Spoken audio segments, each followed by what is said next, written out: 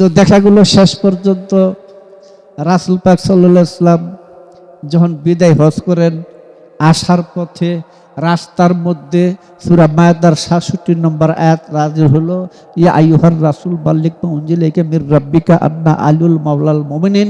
এই আন্না আলুল মাওলাল মুমিনিনটা হযরত ওসমানের সময় আর লিপিবদ্ধ করে নাই কাট।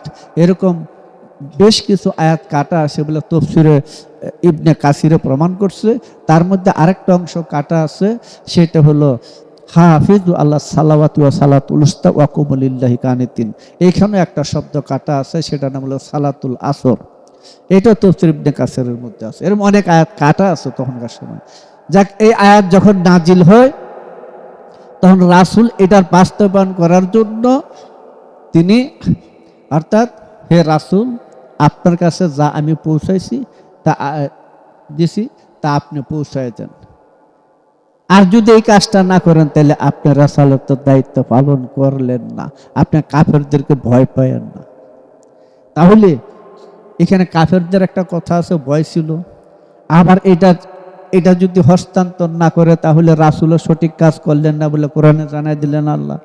হ্যাঁ, তাই তিনি স্থান নির্বাচন করতে যাইয়া মক্কার থেকে পূর্ব উত্তরে কোণায় তিনি গাদির খুম নামক স্থানটা বেছে নিলেন।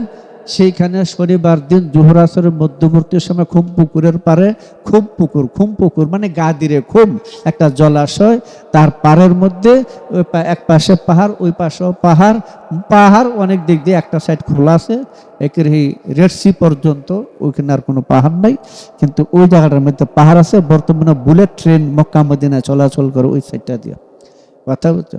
ওইখানে তিনি বাবলা গাছের মধ্যে সামিয়ানা টানাইয়া এই মাওলা আলীকে রাসালাতের দায়িত্ব, মাওলায়েতের দায়িত্ব দেয়। এবং তিনি কিন্তু বারবার বলছেন, আলাস্তবি আওলা, আমি কি তোমাদের জানের চেয়েও প্রিয় নই? সবাই বলছিল ইয়া রাসূলুল্লাহ, ইয়া রাসূলুল্লাহ বলছিল। তো তিনি ওইখানে দাঁড়াইয়া এই মাওলা আলীকে ওঠের গদির উপরে গটি দিয়ে ওষা করিয়া বাবলা গাছের মধ্যে সামিয়ানা টানাইয়া তার নিচে বৈশা বলছিল, মানকুন্তু মাওলাহু ফাহাজা আলিউল মাওলাহু আল্লাহু মাওলামান ওয়ালাহু আদামান আদাহু আনসুরমান নাসর জুলমান খাজরা ফালিয়া সাজরুল খায়রা। এই কথাটা তিনি সেই জায়গার মধ্যে বলছিলেন, মানকুন্তু মাওলাহু, আমি যার মাওলা আলিও তার মাওলা। হে আল্লাহ, যে আলীর সঙ্গে শত্রুতা করো তুমি তার সঙ্গে শত্রু, যে আলীর সঙ্গে বন্ধুত্ব করো তুমি তার সঙ্গে বন্ধুত্ব করো, নাকি? এই সময় কিন্তু একটা তাঁবুর ভিতরে মাওলা আলীকে বসায় রেখেছিল, সব সাহাবীরা তাকে অভিনন্দন জানাইছিল, আনুগত্যের বায়াত সেই জায়গার মধ্যে নিছিল। তখন হযরত ওমরও সেই জায়গার মধ্যে গেলেন, গিয়া তিনিও আনুগত্যের বায়াত করলেন। কইরা যখন আসেন, ওখানে যখন বায়াত শেষ করলেন, তখন তিনি আলীর প্রশংসা করলেন, বাক্ষিন ইয়া ইবনে আবি তালিব, ধন্য ধন্য হে আবু তালেবের পুত্র। মানে তিনি বুঝাইতে চাইতেছেন যে আজ থেকে তুমি মুমিন নরনারীর অন্তরে পূজনীয় হইয়া থাকবা, ঠিক আছে? এগুলি বিভিন্ন কিতাবের মধ্যে ইয়া করে না, মেশকাতের শেষ অংশের মধ্যে এক কোণার মধ্যে হাদিস কথাটা পাওয়া গেছে। আরো অনেক কিতাব আছে। তো যাই, যখন হযরত ওমর ভারী আসে, ঘোড়ার মধ্যে একটা লোক এসে হাজির হয়ে বললো, ওমর তুমিও কি আলীকে অভিনন্দন জানাইছো? হ্যাঁ, কেন জানাইবো না? এই কথা বলে তিনি চলে গেছে। দৌড়ে তিনি রাসূলের কাছে গিয়ে বলে, নিয়া রাসূলুল্লাহ, এক ব্যক্তি এসে আমাকে এই কথা বলে চলে গেল, কারণটা কি? রাসূল বলল, ওমর, তোমার থেকে কোনো ফিতনা সৃষ্টি হইতে পারে। কথা বলছো? এটার দলিল আমার কাছে আছে। এই কথা বলছিল, বুখারীতে আছে। যাক, এই রাসূল এখানে যে মাওলা আলীকে এই মাওলায়েত রাসালাতের দায়িত্ব আল্লাহর নির্দেশেতে করলেন। কার নির্দেশে? আল্লাহর নির্দেশে। কে করছে? আল্লাহ, রাসূল, নাকি? যদিও আলাদা কিছু না। আমরা অনেক সময় বলতে গিয়ে বলি আল্লাহ আল্লাহর রাসূল, আসলে আল্লাহ আল্লাহর রাসূল এক সাবজেক্টই আলাদা করা যায় না। কথা বুঝছো? এইটা বলতে গেলে আবার আরেক ইতিহাস আনতে হইব। হাজ্জাজ বিন ইউসুফের সময় অনেক কিছু উঠায় দেওয়া হয়েছে, সেখানে জার জবর পেশ নোক্তা যোগ করছে, কিন্তু সেইখানে কিছু কথা উঠায়ও দেওয়া হয়েছে। যেমন প্রশ্নবোধক কিছু কথা ছিল, সেটা উঠায় দেওয়া হয়েছে।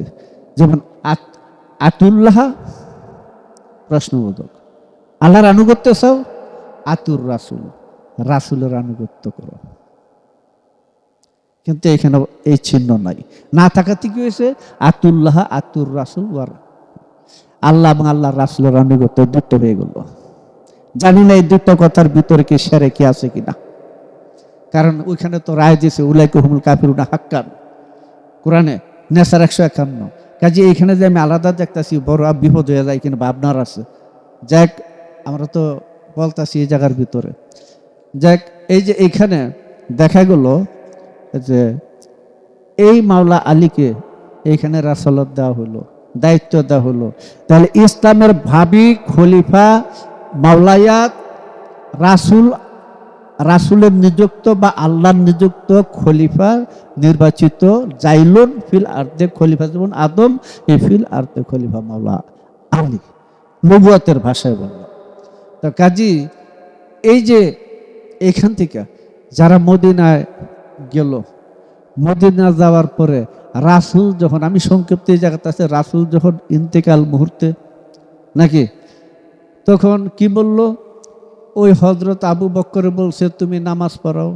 রাসূলও গেলেন, একটু সুস্থ বোধ করে গেলেন, আবু বকরের পিছনে নামাজ পড়লেন।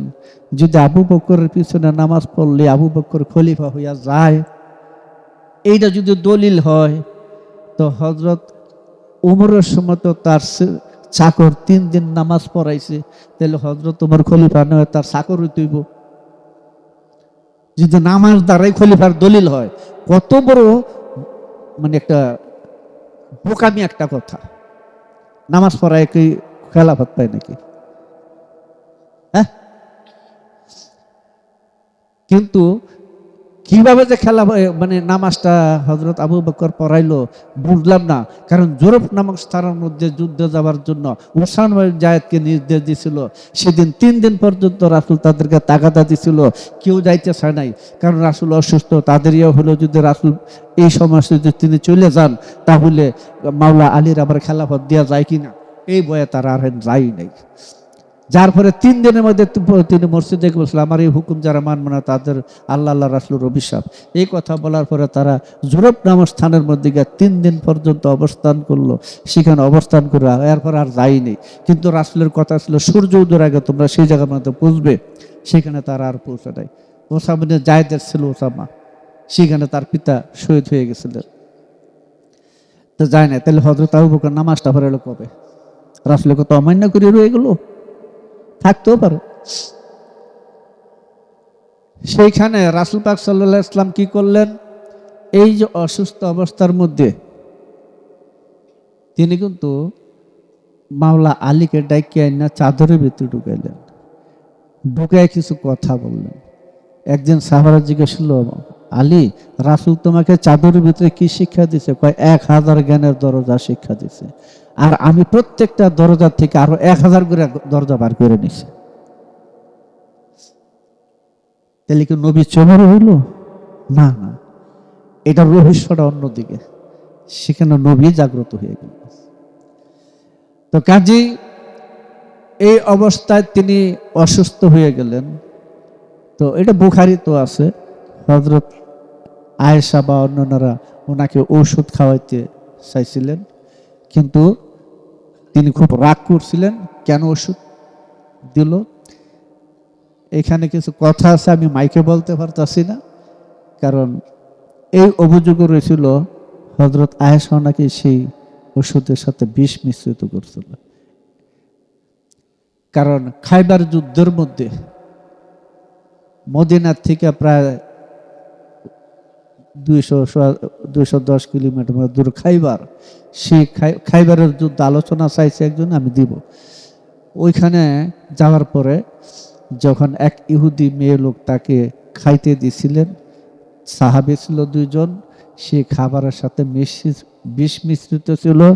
ওই মাংসের থেকেও জবাব আসলো, ইয়া রাসূলুল্লাহ, আমার সাথে বিষ মাখানো হয়েছে। কিন্তু ওই অবস্থায় একজন সাহাবী এটা খাইয়া উঠছিল, সে মারা গেছিল। রাসূল বলছে, তুমি কেন বিষ দিছো? বলছিল, আপনি যদি সত্য নবী হন, বিষ খাই আপনি মারা যাবেন না, সেটা পরীক্ষা করার। যাক, তাহলে মাংসের থেকেই বলে দিল আমার সাথে বিষ আছে। তাহলে ওইখানে ওষুধের সাথে কি আছে? রাসূল কেন ওষুধ খেলো না? বলছে যে কি আনছে তারে খাওয়াবো, এত খায় না, তো বেরিয়ে গেছে। যাক, ওইদিকে যাইব না, যেহেতু আলোচনার মাইকের ভিতরে আছে, আমার অনেক কথা এখানে ছিল। শেষ পর্যন্ত রাসূল ইন্তেকাল করলেন নাকি? ইন্তেকালের পরে হযরত ওমর কি বলল, যে বলবে রাসূল মারা গেছে তার গাঁটটা 2 খণ্ড করে ফেলাই। বেশ ভালো, রাসূল মরেন নাই, মরে গেলে যদি যে বলবে তার মেরে ফেলাইব। কিছুক্ষণ পর হযরত আবু বকর আসলেন, তিনি রাসূলের মুখের কাছে গেলেন, যাইয়া উঠটা বললেন, যারা মোহাম্মদের পূজা করতে তারা জেনে রাখো মোহাম্মদ ইন্তেকাল করছে, মারা গেছে। আর যারা আল্লাহর পূজা করতে তারা জেনে রাখো আল্লাহ কখনো মরেন না, নাকি? তাহলে ব্যাপার হলো কি, আল্লাহর হাবিব তো আমাদের মহানবী সাল্লাল্লাহু আলাইহি ওয়াসাল্লাম, নাকি? তা আল্লাহ তো রয়ে গেছে, হাবিব তো মরে গেছে। কথা বুঝো না? আল্লাহর হাবিব কোনোদিনই মরে না। এটা যাবার হয় কাট্টা কাফের। আল্লাহর হাবিব কোনোদিন মরে না।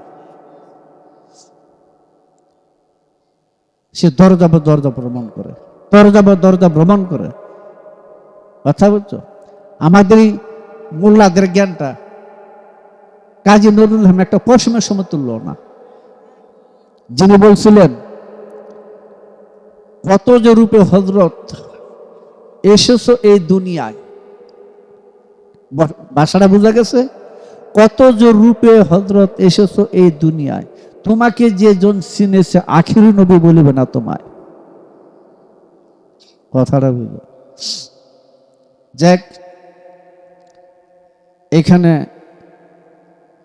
এই কথাটা দ্বারা আমাদের মৌলবাদীরা, শয়তানের পূজারীরা, তাগুদের পূজারীরা বা আল দেবতার পূজারীরা এখন কয় আমগো নবী লাগতো না, আল্লাহ ইসে কয়নি। ওই সে গোড়ায় নানির বাতাস পাইছে। হ্যাঁ, রাসূল মোহাম্মদ রাসূল মরে কোন কাফেরে গেছে? এটা কেমন কথা? যেখানে বলছে ওয়ালা তাকুলুল মাকতালু ফি সাবিলিল্লাহি আমওয়াত বাল আহইয়াউন, যেখানে আল্লাহ তার সাহাবীদেরকেই মারা গেছে এই কথা বলতে নিষেধ করে দিয়েছেন, না তারা জীবিত, যদিও তোমরা জানো না। মৃত বলছে কাফেররা, সাহাবীরা মৃত বলছে? সাহাবীরা যে জীবিত, যারা উহুদ যুদ্ধে শহীদ হয়েছে তাদের ব্যাপারে আয়াতরা, তারা জীবিত বলে কোরআনে আল্লাহ দলিল দিলেন। আর আমগর নবী মরে গেছে, রইল কি আর গেল কি এইটুকু বোঝা নাই। তিনি গেল কই? দেহ সাইরা তিনি গেলেন কই? এটা যদি জানতো তাহলে ওই সামনের ভবিষ্যতের কাজটা হেরা করতো না। সেই মোহাম্মদ রাসূল তাদের সামনে দাঁড়ানো ছিল, সেই মোহাম্মদ রাসূল তাদের সামনে দাঁড়ানো ছিল। চোখ নাই তাই দেখতে পারে নাই, চিনতে পারে নাই। সে তো দরজা ভ্রমণ করে। ওনার লাশ এখানে রাখিয়া সাকিদার বস্তির মধ্যে আবু ওবায়দা ইবনে জারাহ, হযরত আবু বকর, হযরত ওমর, 3 জন দৌড়াইল। একজনে বললো খেলাফত পাইতে গেলে তাড়াতাড়ি দেন, এনারা দৌড়াইল। সেই জায়গার মধ্যে গিয়েছে যে আনসার গোত্রের 30 জন, আর এই মুজাহির মক্কার 3 জন, আর হারা 30 জন। এই 33 জনে বৈশা এই পানশান্তি বন্ডক করে না, কুরবানির গরুর মাংস, এই পানশান্তির বন্ডক লয়ে যেমন ধাক্কাধাক্কি চলছে, এখানে খলিফা লিয়ে এরকম ধাক্কাধাক্কি চলছে। শেষে 3 দিন পর্যন্ত ধাক্কাধাক্কি, কিলাকিলি, গুতাগুতি করিয়া, দাঁড়িয়ে টানাটানি করিয়া হযরত উমরের একক প্রচেষ্টা হযরত আবু বকর খলিফা হচ্ছে কি গেছে, খলিফা হইল। সেটা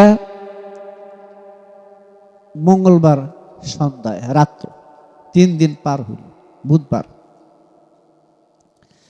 তাহলে ইনারা রাসূলের লাশটা পাইছিল? পায় নাই। লাশ দাফন হয়ে গেছে।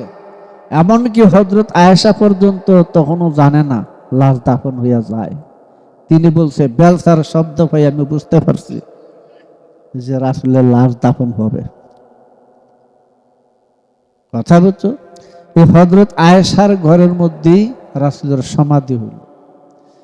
কে করছে? রাসূল বলে গেছে, আমার এই লাশটা, লাশ মোবারকটা একমাত্র মাওলা আলী ছাড়া আর কেউ যেন আমার গুপ্ত অঙ্গ দেখে না, তাহলে সাথে সাথে জন্মান্ধ হয়ে যাবে, একের জন্মের মতো অন্ধ হয়ে যাবে। তাই আহলে বায়াতের উপর ছিল তার লাশ দাফন কাফনের দায়িত্ব। কথা বুঝছো? তো এখানে লাশ যখন দাফন হয়ে গেছে, হযরত আবু বকর ওমর খলিফা নির্বাচন করে আসলো। আইয়া দেখে এই অবস্থা। তখন হযরত ওমর কইতেছে, না, আমাদের খলিফার দ্বারা লাশ দাফন হবে, তিনি লাশ যেমন উঠাইব সেই সিদ্ধান্ত নিলেন।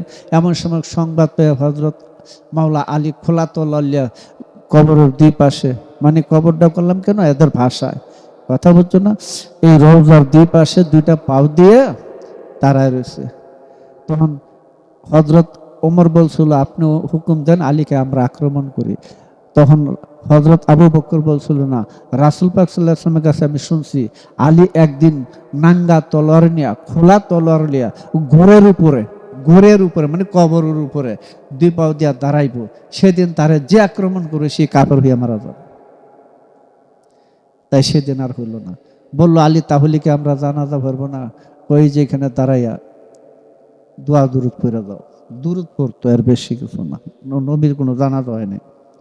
সেই দিন থেকে এখনো প্রমাণ আছে, কোনো কারণে যদি কোনো মানুষ মারা যায়, তা কবরস্থ হয়ে যায়, 3 দিনের ভিতরে হইলো তার একটা জানাজা পড়ে না, লোকাই না জানাজা পড়ায় দিতে হইল, ওইটার ভিতরে রাখবে। সেই দিন থেকে এর আওয়াজটা আছে। কথা বলতো, রাসূল যখন বিদায় হইল, এখন রাসূল নিযুক্ত খলিফার কোনো খবর লইল না কেউ, আর এরা নিজেরা খলিফা বানায় খলিফা হয়ে রয়েছে। হ্যাঁ, খেয়াল করো পিছনের ইতিহাসটা মাথা রাখো। এইখানে আইসা তখন এই মাওলা আলীর বিরোধিতা শুরু হইল। মাওলা আলীর বিরোধিতা, আলী যাতে শক্তিশালী হইতে না, দাঁড়াইতে না পারে, হযরতে খাতুনের জান্নাত বা ফাতেমা আলাইহিস সালাম তিনি 3টা দাবি করছিলেন হযরত আবু বকরের কাছে। একটা হলো মদিনার কিছু জায়গা, আরেকটা হলো খাইবারের জায়গা, আরেকটা হলো বাগে ফেদাক, এটা প্রায় 200 কিলোমিটার দূরে, প্রায় 2-2.5 কিলোমিটার জুড়ে এলাকাটা, আমি দেখে আসছি এই বাগানটা। এই 3টা দাবি করছিল, কিন্তু শেষ পর্যন্ত দিল মদিনার কিছু জায়গা দিল, কিন্তু খাইবার আর বাগে ফেদাক তাদেরকে দেওয়া হয় নাই। যদিও পরবর্তীতে হযরত আবু বকর ওইটা একটা কাগজ কইরা হযরত ফাতেমা আলাইহিস সালামকে দান করছিলেন, দিছিলেন, কিন্তু ওমর টাইনার সিরা সেই কাগজ সিরা ফেলায় দিছিল। কেন দিলেন? এটার জন্য সে দলিল দিয়ে সিরা ফেলায় দিছিল। শেষ পর্যন্ত এটা আর দেওয়া হয় নাই। পরবর্তীতে ইতিহাসে দেখা গেছে এই বাগে ফেদাকটা 12 বার এক রাজা ফিরে দেয়, আরেক রাজা নিয়ে যায়, আরেক রাজা ফিরে দেয়, আরেক রাজা নেয়। এইভাবে নবী বংশের প্রতি বারবার এই বাগানটা হস্তান্তরিত হয়েছে, আবার নিয়ে গেছে 12 বার। কথা বুঝছো? তো এখন এই 3টা জায়গা সেদিন থেকে হযরতে খাতুনের জান্নাত ফাতেমা তিনি তাদের প্রতি চরম ক্ষোভ প্রকাশ করলেন। এমনকি তিনি মসজিদে দাঁড়াইয়া এটা প্রতিবাদ করছিলেন। সেই মসজিদ থেকে তিনি কান্না করতে করতে করতে করতে তিনি বাড়িতে আসছিলেন, তবু এই বাগানটা তাকে ফিরাইয়া দেওয়া হয় নাই। এটা যে যতই বলুক, আর মাওলা আলী যাতে দাঁড়াইতে না পারে, দারিদ্রতার নিম্ন স্তরে ভাস করে, সেটার জন্য তারা এই কাজটা করছে। যত রঙের কাহিনী হারা বুঝাক, কৌশল কিন্তু এই জায়গায়।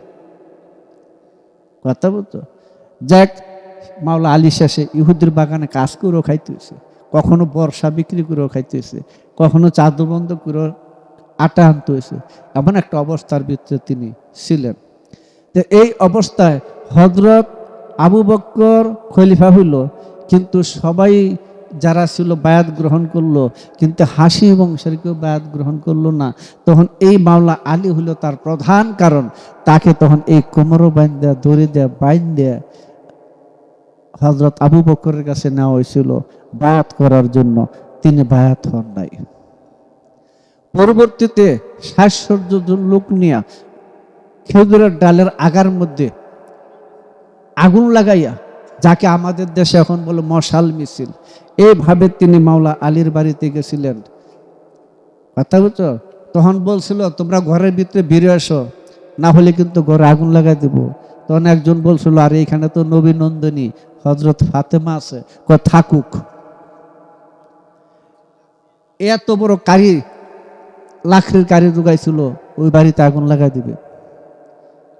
হযরত ফাতেমা মনে করলেন যাক আমি বাড়িয়ে দেখি, আমার দেখলে হয়তো একটু সমীহ করবে। তিনি দরজা খুললে যখন তাদের অবস্থা দেখলেন, বেগতিক দেখলেন, তিনি দরজাটা আটকাই দিলেন। সাথে সাথে হযরত ওমর লাত্তিটা দরজাটা ফালাই দিল। সেই দরজা যে হযরত ফাতেমার উপরে পড়লো, এই একটা হাত ভেঙে গেল, আর বুকের একটা পাঁজর ভেঙে গেল। আর সেই হযরত ফাতেমার গর্ভস্থ সন্তানটি অপরিণত অবস্থায় তিনি প্রসব হয়ে গেল। কিছুক্ষণ তার জীবিত ছিল, নাম রাখছে মহসিন। একটু পরে তিনি ওফাত লাভ করছেন, শহীদ হয়ে গেছেন।